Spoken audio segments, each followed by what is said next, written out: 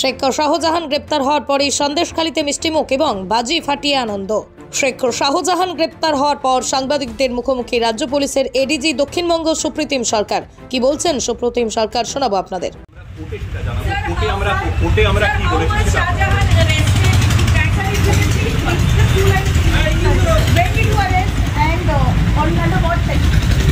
Sections we find from court, but Sheikh Shahjahan, one of the principal accused in a case which happened on 5th January 2024, where ED officers were assaulted during the course of a raid they were conducting in Najar police area.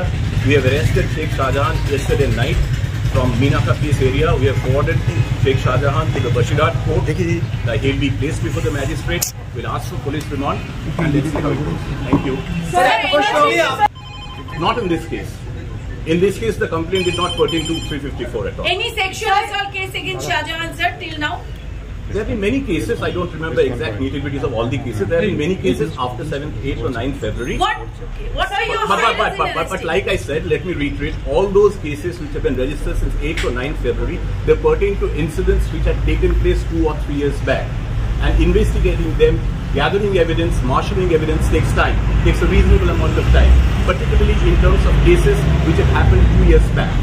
But this was a case, in the case in which he has been forwarded, it took place, as you all know, on 5th January during the course of Sheikh Shahjahan গ্রেপ্তার প্রসঙ্গে তৃণমূল মুখপাত্র তথা রাজ্য সম্পাদক কুণাল ঘোষের প্রতিক্রিয়া শোনাবো আপনাদের।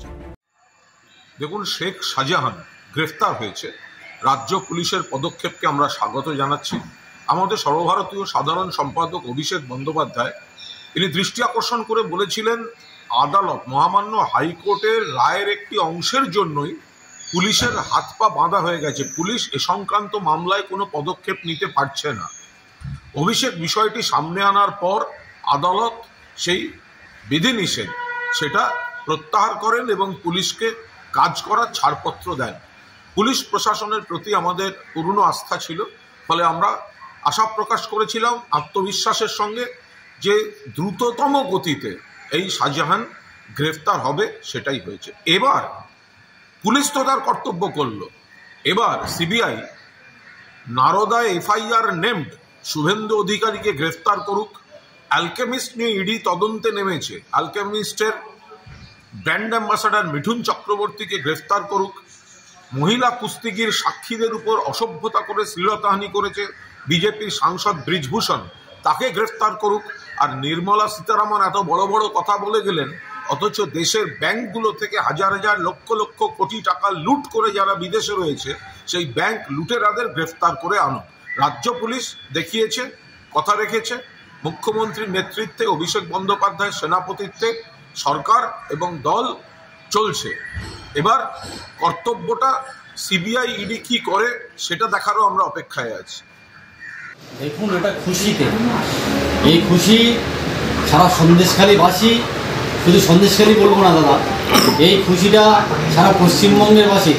কারণ মানুষ দেখেছে যে শেখ শাহজাহানের বিরুদ্ধে এত অভিযান করেছেন সমস্ত মানুষ, এবং নারী শক্তি যেভাবে মাঠে নেমেছে, সেই শেখ শাহজাহান আজকে অ্যারেস্ট হয়েছে। সেই খুশিতে সারা মানুষ মিষ্টিমুখ করছে, ঘুম ফাটাচ্ছে। কারণ দেখুন, যখন কোনো অপরাধী তার অপরাধ করে, সে তার অপরাধটা বুঝতে পারে না, তার সেই অপরাধটা যখন প্রমাণিত হয়, আর এত অত্যাচার করেছে, এত অন্যায় করেছে, যা একটা বলে বোঝানো যাবে না। সেই জন্য আজকে মানুষ খুশি হয়ে এটা করছে। সারা পশ্চিমবঙ্গের মানুষ দেখছে যে সন্দেশখালী বুকে কী অত্যাচার হয়েছে, এবং নারী শক্তি যেভাবে একত্রিতভাবে মাঠে নেমে পড়েছে, তার প্রমাণ এটা। আজকে তারই খুশিতে এই মিষ্টি খাওয়ানো হচ্ছে বা এই বোম ফাটাচ্ছে। নমস্কার।